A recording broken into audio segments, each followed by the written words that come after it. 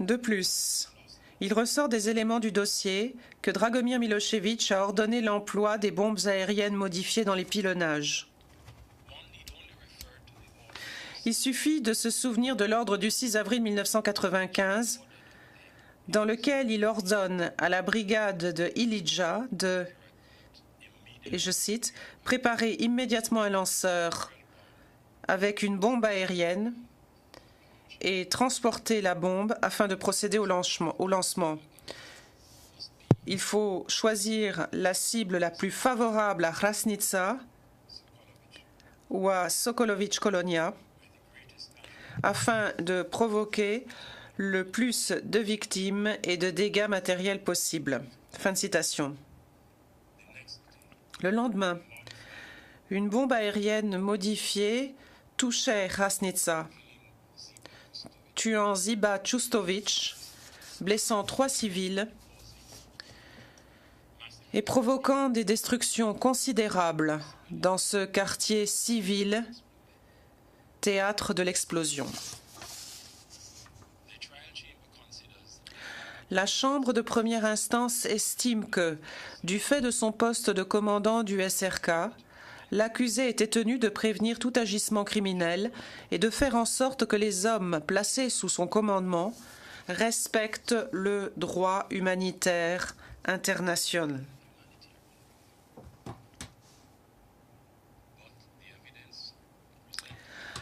Or, les éléments de preuve dont dispose la Chambre montrent que l'accusé a abusé de son autorité et que, par ses ordres, il a planifié et ordonné des violations caractérisées et systématiques du droit humanitaire international. En outre, l'accusé a eu recours régulièrement à une arme d'une grande imprécision et d'une très forte puissance explosive, la bombe aérienne modifiée. Il ressort clairement des preuves versées au dossier qu'on avait bien conscience au sein du SRK du caractère aléatoire de l'emploi de ces armes et de leur imprécision. Les bombes aériennes modifiées ne pouvaient être dirigées que sur une zone approximative, de sorte qu'il était impossible de prévoir où elles tomberaient exactement. À chaque lancement d'une bombe aérienne modifiée, l'accusé jouait avec la vie des civils de Sarajevo.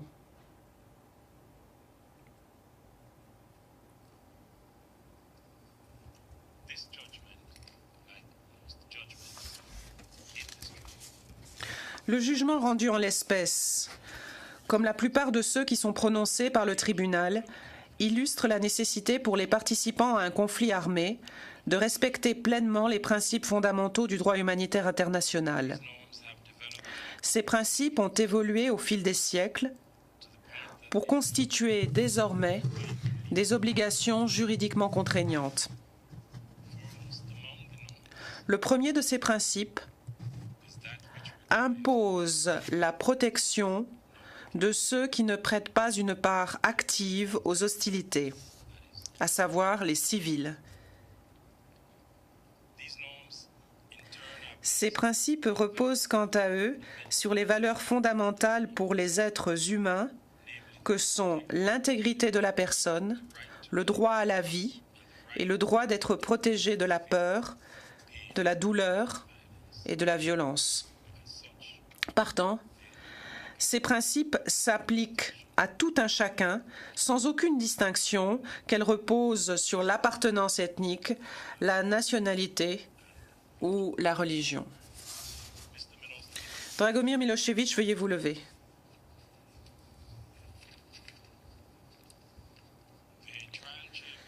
La Chambre de première instance, Dragomir Milošević, vous déclare coupable, en application de l'article 7.1 du statut du tribunal, des chefs d'accusation suivants.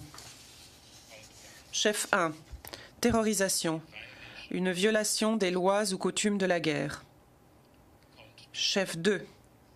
Assassinat. Un crime contre l'humanité. Chef 3. Actes inhumains. Un crime contre l'humanité.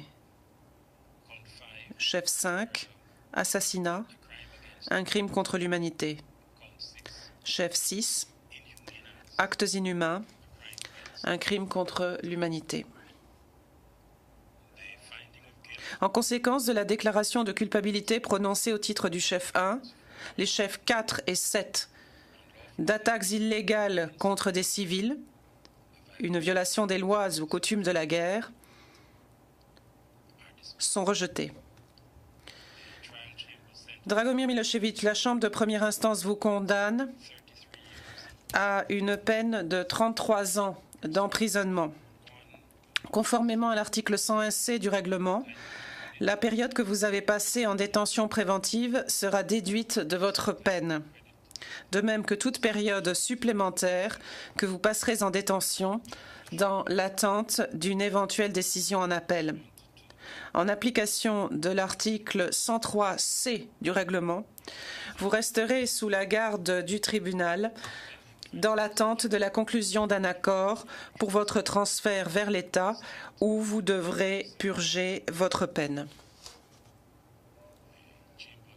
La Chambre de première instance tient à souligner que ceci ne constitue qu'un résumé de ces constatations et conclusions et que seul fait autorité le jugement écrit dont des copies seront distribuées à l'issue de l'audience.